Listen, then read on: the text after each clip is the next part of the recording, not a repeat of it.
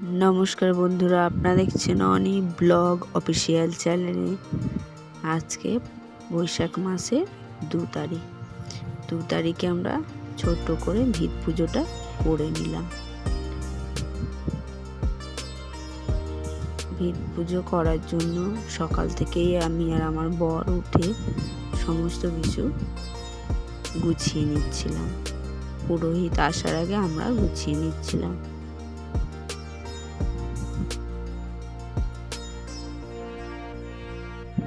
ভিডিওটা আমার বর করে দিচ্ছিল, ওই জন্য আমি একটু হাসছিলাম।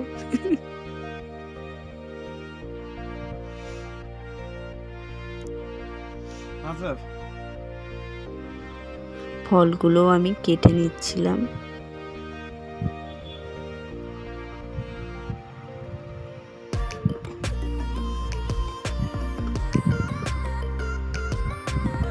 ওই যে দূরে দেখতে পাচ্ছ টঞ্চে পিঠ আছে, ওখান থেকে আমাদের ঘর শুরু হবে।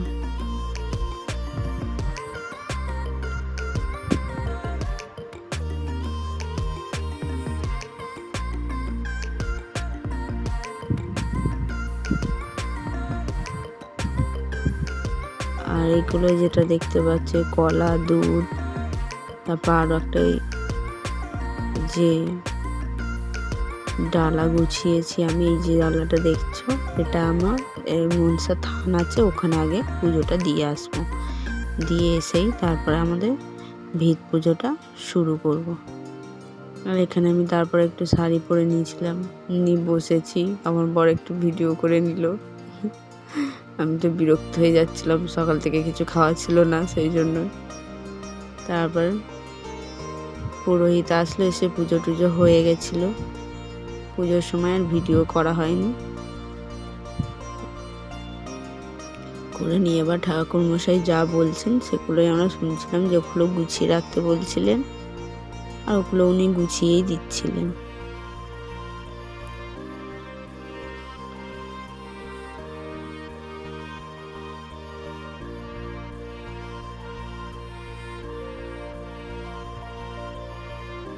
গুছিয়ে টুছিয়ে নিয়ে তারপর এবার আমার বাবার নিমন্ত্রণ করেছিল, সেই জন্য আমি চলে গেছিলাম বাবার বাড়ি।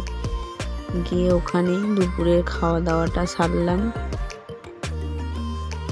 মেনুতে অনেক কিছুই ছিল, খেলাম। আমরা সবাই গেছিলাম, আমি, আমার দুটো দিদি।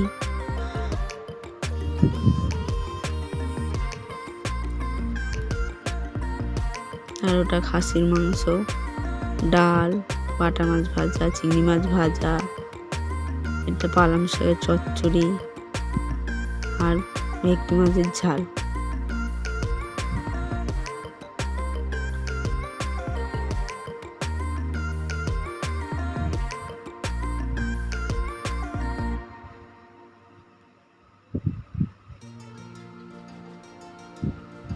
সবাই মিলে বসে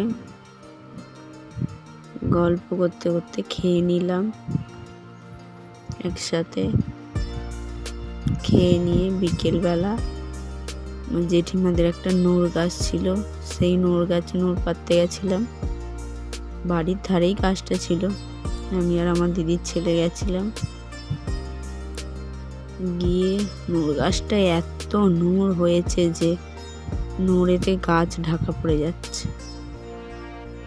গিয়ে আমরা তো বেশ অনেক করে পেরে নিলাম।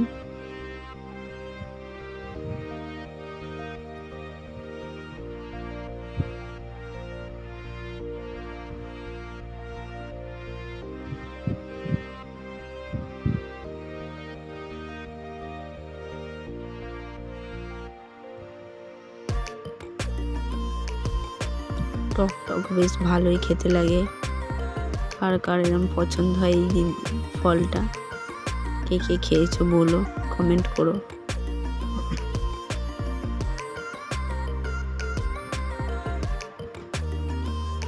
খুব নোড় হয়েছিল।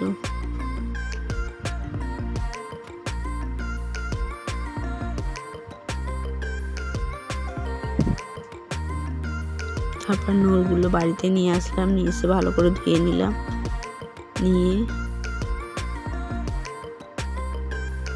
ভালো করে নোড়গুলো ধুয়ে নিয়ে একটু নুন, একটু মশলা, জিরে গুঁড়ো দিয়ে ভালো করে মাখিয়ে নিয়ে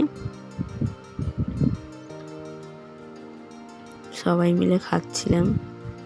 আমি আর আমার দিদির ছেলেই বেশি খেয়েছি, আর সবাই একটা দুটো খেয়েছে।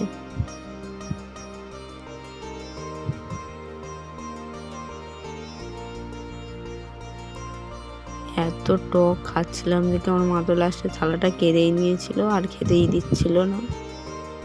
এত টক খাসনি, পেট ব্যথা করবে।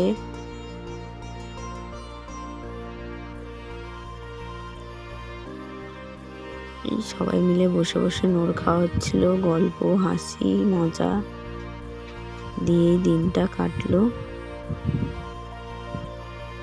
আর ওটা দিদির ছেলেই মাখাচ্ছিল নোড়টা।